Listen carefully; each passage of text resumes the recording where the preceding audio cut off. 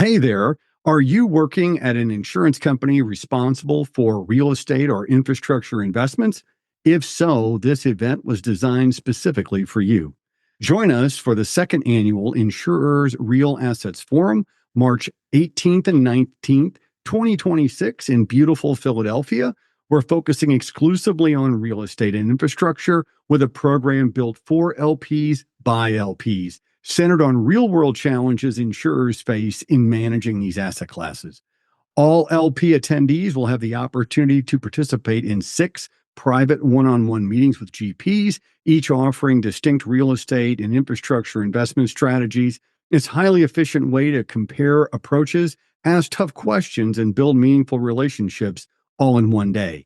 We encourage you to bring your junior and senior associates to this event. It offers a tremendous development opportunity for early career investors, whether they're new to real assets or building on initial experience.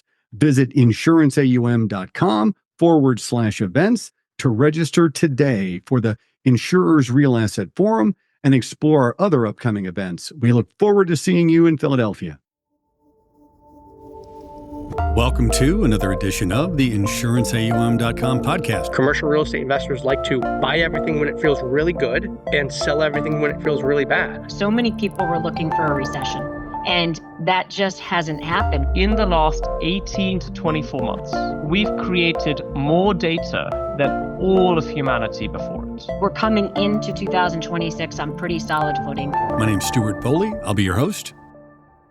Hey, welcome back to the home of the world's smartest money.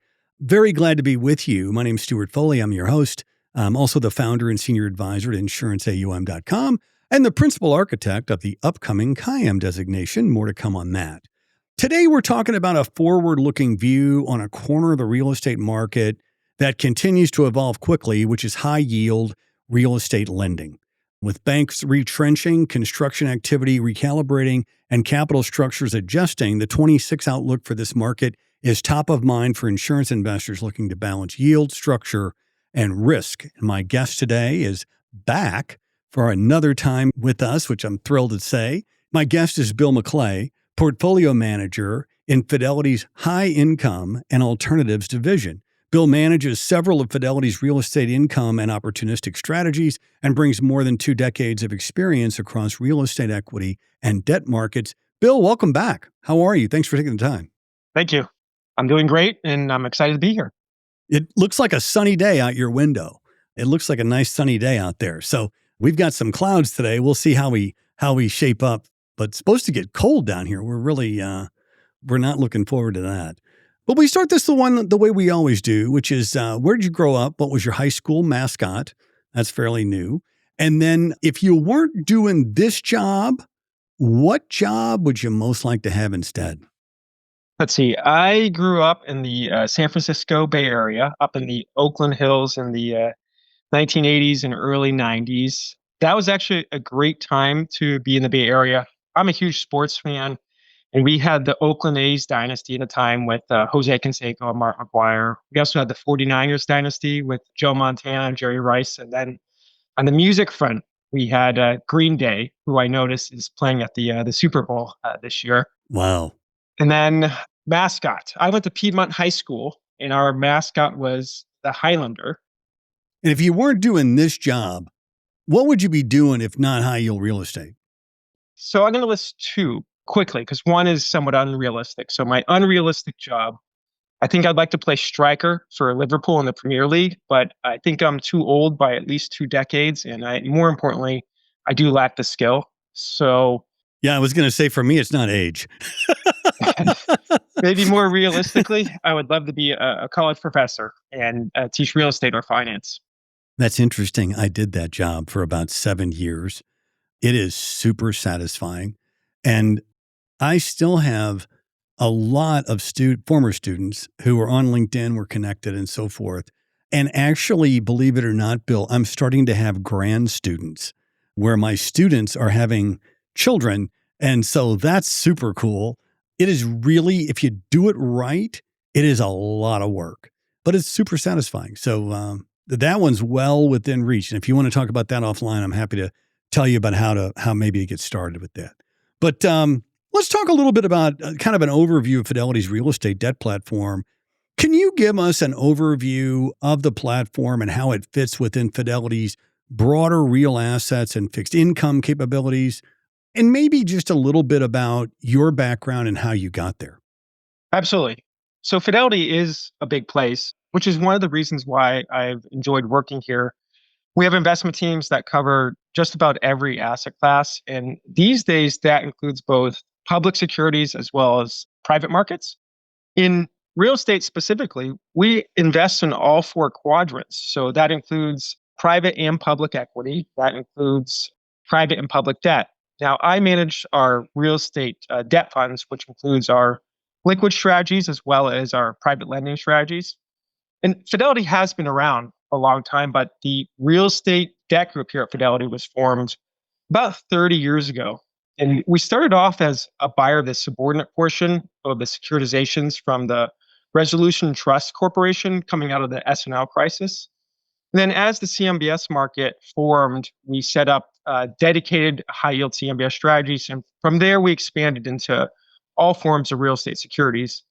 Then in 2007, we stood up our private lending platform, and we've been active in the real estate private lending market for close to 2 decades now. And what is great about Fidelity is that we have such a broad platform. So we're investing in every flavor of real estate, whether it's on the public side or the private side. On the public side, that includes REIT equities, REIT bonds, CMBS. And then on the private side, we're buying buildings and we're originating loans on commercial real estate. If there's something happening in one of the real estate markets, we're seeing it and we're analyzing it. And one of my favorite meetings here, internal meetings at Fidelity, is when we bring all of our real estate teams together and we have an open discussion on what we're seeing in the different markets, what excites us, what worries us. And all those great resources are just one reason why I've enjoyed being at Fidelity. I'm in my 25th year now here. Yeah, there's a lot of folks that have been with Fidelity for a long time, which I think there are other firms like that too. And I think it really reflects really well on the firm's culture, right? To keep people in a place for a long time, obviously, because, everybody's got options. And I think it is indicative of a firm that has a really healthy culture. So let's talk a little bit about high yield lending in the CRE ecosystem, if you will. How do you define your role as a high yield lender, and where do you fit within the broader commercial real estate lending market today? Many of your prior guests have pointed out that the commercial real estate debt market is large. There's $6 trillion of outstanding debt, and there's many flavors and many segments and different dimensions to lend across. We lend in a pretty specific niche. We're a high yield lender. So we're either originating subordinate debt or high yielding first mortgages. So our loans typically have yields that are north of 10%. We're also focused on the middle market. And the middle market can mean different things to the different people. And what it means to us is that we're lending on properties that have values that range from, say, $50 million to $150 million. And that's large enough that the properties are institutional quality, but they're on the smaller end of the spectrum. And this portion of the lending market is highly fragmented. So there's a mix of regional banks, some insurance companies, CMBS, and then private lenders like us. As you go up in size, the lender base does consolidate because you do need larger pools of capital. But the nice part of lending in a fragmented market is there's lots of opportunities with a lot of variety, and that can create some pretty unique situations. One other dimension that we invest across are the types of loans. So a big piece of the high yield lending market is bridge loans, where a developer may take a B quality property, upgrade it to an A quality property. And we do bridge lending, but we also like to mix other types of loans as well. We like having different types of loans as the other types tend to stay outstanding longer. And we find that beneficial as we don't have to recycle our capital as fast. So, for example, gap financing on stabilized assets is nice because you can get longer term, you can get longer prepayment protection. And then we're also quite active in construction financing. And I think actually that's one of the more interesting parts of the lending market right now. Yeah, I was just going to ask you about that. So, construction lending today, right? What are you seeing in construction lending, and why, in your mind, does this part of the market remain interesting despite lower volumes? Absolutely. So I mentioned that we've been quite active over the past year, and it is an interesting part of the market right now. And this might sound counterintuitive, but there is less flow of construction opportunities. But that is one of the reasons that we think it's pretty interesting.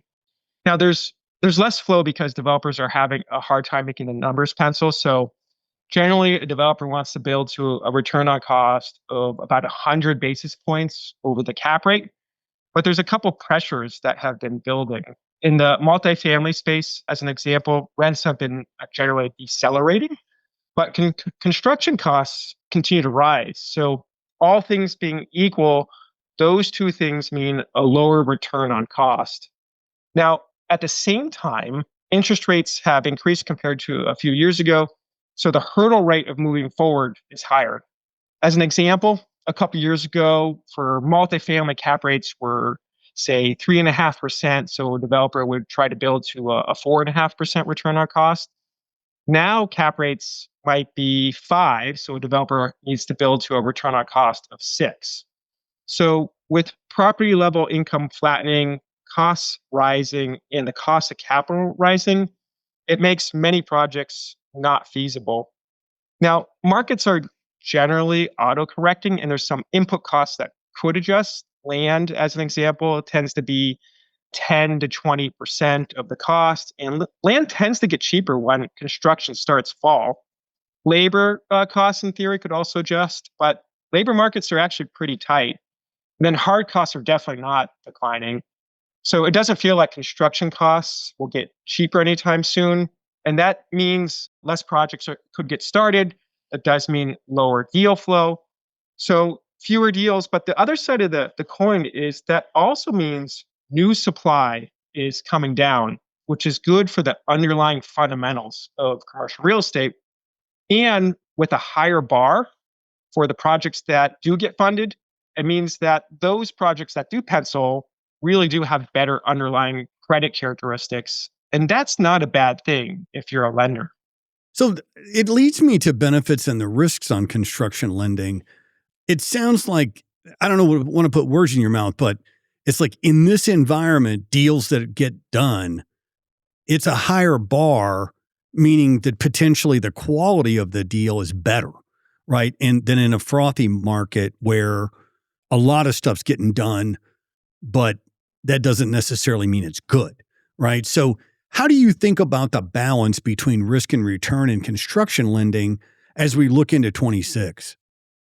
Construction lending does come with additional risks compared to other types of lending, but there are a lot of aspects that we like a lot. And right now is really not a bad time to be a construction lender from a lender's perspective. And I'll circle back to some of the risks, but one of the positives for construction loans is that you get a premium or more yield compared to bridge lending or lending on stabilized assets. Another benefit is that we found is that construction loans tend to stay outstanding longer than, say, bridge loans. For example, many apartment developers hope to complete their project in 18 months, but developers tend to be an optimistic bunch. That we find it really takes more like 2 years, and then it takes another year to lease up, but which tends to mean that your loan stays outstanding for, say, 3 years, which is longer than what we see in the bridge space. Another aspect that you like about construction financing is that when completed, we have the newest building in the submarket, and that should compete really well compared to the older buildings in the market. And as a lender, if our basis is 70% of construction costs, that's a nice spot to be in.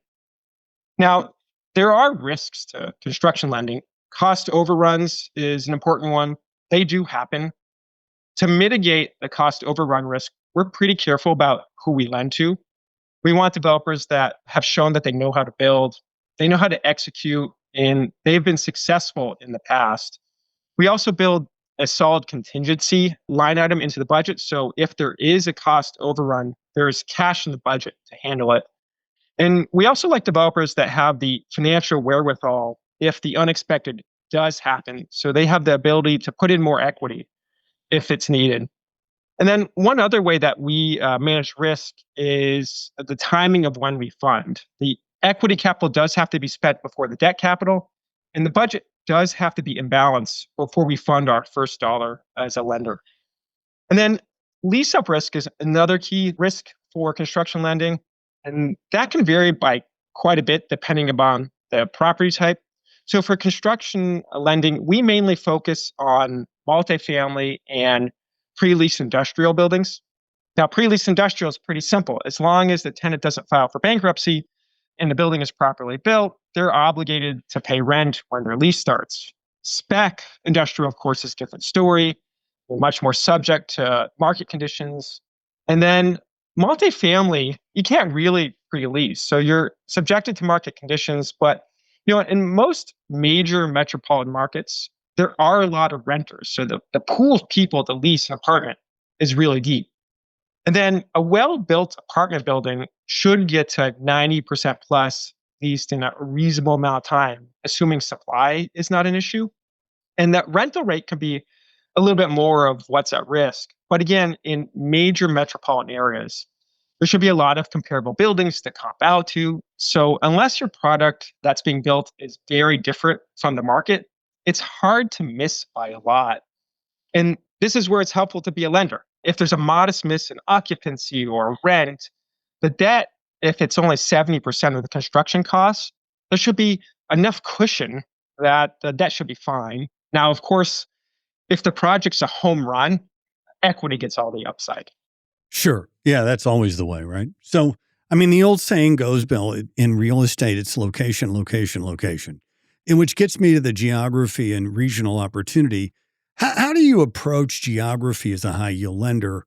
And are there regions of the U.S. that look more compelling today? And is there anywhere that you're more cautious? We lend across the whole country, and we do tilt towards and away from different regions. Over the past few years, we have been more positively inclined on the coast and a little less positively inclined on the Sun Belt. That's always changing and evolving, though. There's several important factors that help us think about geography. On the demand side of the equation, it is very important to follow positive demographics. The Sun Belt has fantastic demographics. A growing population is beneficial to commercial real estate. More people means more demand for space for all types of property. More people means more housing is needed. More people means there's more places to shop are needed. More people means there's more office space that's needed. But there is a lot of nuance to it. So it might sound funny, but people don't occupy apartments. Households do. So household growth is actually more important for multifamily and more meaningful than just raw population growth. And households are actually growing faster than the general population. People work in office buildings only if they have office jobs. So growth in office jobs is very important for office buildings and isn't perfectly correlated with population growth. And then having the right segment of the demographic also matters. I'm going to state the obvious here, but for seniors housing, you need older people. And for student housing, that's occupied by younger people. So we spend a lot of time thinking about the demographics and different segments of each of the metropolitan areas. More people, more households, more jobs are great, but that's just one side of the equation. The other side of the equation is supply, and oversupply is the enemy of good credit and can overwhelm good demographics. And I think it's really important to marry supply and demand together. So in commercial real estate, one of the nice things is that we can see in the future what future supply might look like a year or two out. To build a building, it does take time. To build a building, you do need a permit, and permit data and construction starts are all available. And these days, it's so much easier to access data than, say, 20 years ago. So we should have a pretty good idea of what future supply looks like. Stewart, can I actually give you a pretty specific example of what I'm talking about coupling supply and demand together? Yeah, absolutely. Okay. So I'm going to compare two metropolitan areas that are in the middle portion of America. And my two cities are Chicago and Austin, Texas. All right. I moved out of one and into the other. So this ought to be, I'm keenly interested here, Bill. All right. So I think it's well known that people have been migrating from the colder states in the north to the warmer states in the south. And that trend has been present. And it did accelerate during COVID. That migration trend is quite obvious when you look at the data. So these numbers are from the census. So if you look at the population for Chicago from 2020 to the end of 24, it was actually more or less unchanged. Austin, Texas, on the other hand, saw tremendous population growth, and the metropolitan area grew by 11%. And that equates to 270,000 people. However, developers got excited to do what developers do, and they built. And so using some of the data from CoStar, you can see that over that same time period, about 90,000 apartment units were delivered in Austin, Texas. And Austin's not a gigantic metropolitan area. So that actually expanded the inventory for apartments by 50%. Now, 270,000 people is a lot of people, but again, people don't live in apartments, households do. And there's really roughly about 2 people per household. Additionally, for a percentage of renters, only about 40% of people rent. The other 60% live in a home. And so it turns out that more units were built than were needed. And so if we were to look at some of the CoStar data on where vacancy rates were in 2019, the vacancy rate for Austin, Texas for multifamily was 8%. But by the end of 24, it grew to 15%. And rents did grow during that time. So if we looked at the rent index from CoStar, it shows about a cumulative growth of about 8%. Now, if we look at Chicago, which is a much bigger metropolitan area, it added only 50,000 units, which was only about 8% of inventory. Now, you could ask, why build anything if population is flat? And the really short answer is that there was household growth, and as people spread out more, so more housing units were needed. And I'll skip right to the punchline rather than doing some extra math. The vacancy rate for Chicago at the end of 2019 was about 6.5%. And by the end of 2024, it fell to just above 5%. And using the rent index from CoStar, the cumulative rent growth was about 17%. So Chicago had no population growth, but very limited supply growth. And the vacancy dropped, and rents actually grew at twice the rate of Austin, while Austin had huge population growth, but also had huge supply growth. And the vacancy rate almost doubled. So I think the lesson is that supply does matter. Yeah, I mean, it's interesting. Like, I live out here in the hill country, and everyone, like a lot of people built like a house and then like 7 tiny houses thinking that they were going to be an Airbnb guru or something. And a lot of that stuff is just sitting and nobody wants to buy it. Right. And it's not the same example, but like there was over exuberance that the population growth coming out of COVID was going to happen forever. And you know as well as I do that when markets make assumptions like that, it's almost always wrong. So I'm not terribly surprised by that, even though people still say to me like, oh man, people are really rushing down there. And it's like, they're not rushing down here as much, I think, as they were after COVID. So interesting example. I really appreciate that. Let me talk a little bit about partnering with insurance companies. If I'm a CIO and I want to partner on high yield real estate loans like Fidelity is making, where is the strongest alignment between the two? Yeah. So what's interesting is insurance companies are big owners and lenders of commercial real estate themselves. But there are multiple ways that insurance companies can partner with high yield lenders like ourselves. The one way is that insurance companies are sometimes the equity capital, whether it's through direct ownership or partnering through a local developer. Another way is we could also partner with an insurance company and be co-lenders on a building. So an insurance company might originate a lower levered first mortgage, and maybe that might not be enough proceeds for the sponsor or the borrower. And that's where we could come in and partner with the insurance company and offer subordinate debt to fill out the capitalization. So, for example, an insurance company might offer to originate a loan through the first 50% of the value of the property. We could come in and offer the next 20% of the capitalization as subordinate debt. And of course, the final 30% would come as equity capital. And then there's one other way that insurance companies can partner with high yield lenders, that they can partner or invest through the asset managers that have the high yield lending platform. And that can occur with insurance companies of all sizes. So smaller insurance companies may not have the high yield lending platform or even the mortgage origination capability, but still might want access to that return profile. But larger insurance companies with full real estate platforms also invest through high yield lenders to gain more access to the market. And those companies might want to allocate their real estate resources to owning buildings or originating more on the run commercial real estate lending. So there's actually quite a few ways that insurance companies can partner with high yield lenders like ourselves. That's super helpful. You mentioned 70% LTV a couple of times. Is that sort of the ceiling where you go, we're good here at 70, but we don't want to go, we're not doing 80?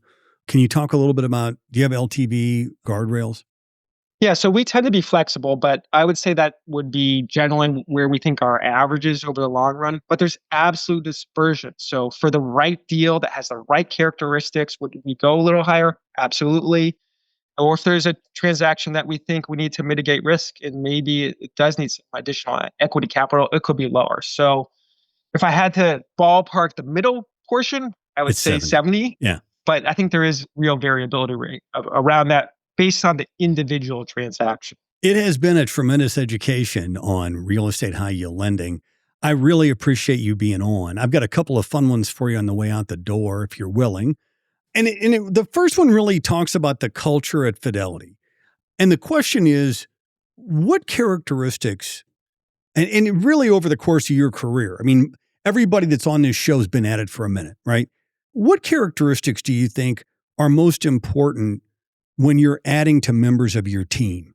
Talk a little bit about that, if you would.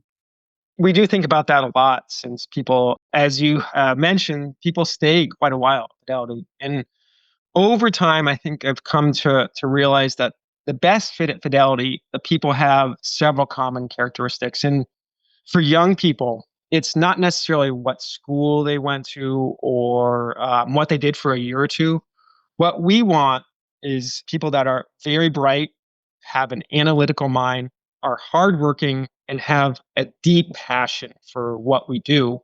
And I think that last one is a real difference maker. The people that can't stop thinking about our work are the ones that do have some of the biggest impact. And I'm actually pretty surprised at how many young people are so passionate about investing in real estate at such a young age. Now, experience does matter for the more senior roles, but for younger employees, I'd say that we care most about those characteristics that I just mentioned, and experience can build over time. See, those students had a good professor like you, and they got fired up. And it's funny, over the course of my career, you meet students who are just into it. It's not that they can learn better than the next student necessarily, but they're super passionate about it. So that's interesting because it's not exceedingly common. And so it's cool that you recognize that. The last one I've got for you, you may have heard before, which is, who would you most like to have dinner with? Dinner's on us, by the way. Who would you most like to have dinner with, alive or dead? And, the reason we ask this question is because, you mentioned you're a big sports fan. We've had Buffett a lot. I think Buffett's the leader of the clubhouse. I think Jesus is behind him, believe it or not. But talk to us a little bit about who you think would be an interesting dinner table. So I've been very fortunate to work with and meet many legendary investors here at Fidelity. So I'm not going to pick anyone in finance. I think my first pick, I'd pick Neil deGrasse Tyson, who I think is an amazing advocate for science. And I do find astrophysics quite fascinating. And then I think the second person, as you mentioned, I do like sports, would be Emma Hayes. She is the U.S. women's national team head coach. I love soccer, and I have 3 daughters. And I would love to see women's soccer continue to gain more fans. And I'm hoping that the U.S. will win the next Women's World Cup. By the way, she's super interesting. Just to interject, like, that's a very interesting woman, to say the least. But like, that's a cool story. Okay, sorry, go ahead. Absolutely, and her resume is incredible coming from Chelsea. But yeah, my third, I would pick my mother, who passed away 30 years ago, because I would love to tell her about her grandchildren. That's nice. That is really touching. I mean, my mom is 88, and she's struggling, and I can really appreciate that. So, you know what, Bill? Thanks so much for being on again. I really appreciate it. We've gotten a great education today, and just wanted to say, thank you so much. Absolutely. Thank you for having me. We've been joined today by Bill Maclay, Portfolio Manager in Fidelity Investments' High Income and Alternatives Division. Thanks for listening. If you have a moment, please rate us, like us, and review us on Apple Podcasts, Spotify, or wherever you listen to your favorite show. We do have a new YouTube channel that is at Insurance AUM Community. My name is Stewart Foley. This is the home of the world's smartest money at insuranceaum.com.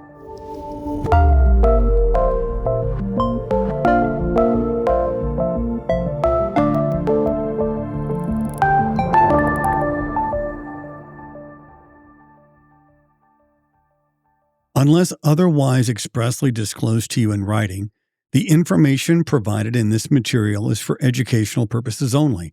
Any viewpoints expressed by Fidelity are not intended to be used as a primary basis for your investment decisions and are based on facts and circumstances at the point in time they are made and not particular to you. Accordingly, nothing in this material constitutes impartial investment advice or advice in a fiduciary capacity as defined under the Employee Retirement Income Security Act of 1974 or the Internal Revenue Code of 1986, both as amended. Fidelity and its representatives may have a conflict of interest in the products or services mentioned in this material because they have a financial interest in the products or services and may receive compensation directly or indirectly in connection with the management, distribution, and or servicing of these products or services, including Fidelity funds, certain third-party funds and products, and certain investment services. Before making any investment decisions, you should take into account all of the particular facts and circumstances of your or your client's individual situation and reach out to an investment professional if applicable. The views expressed are as of the date indicated and may change based on market or other conditions. Unless otherwise noted, the opinions provided are those of the speaker or the author as applicable and not necessarily those of Fidelity Investments. The experts are not employed by Fidelity but may receive compensation from Fidelity for their services.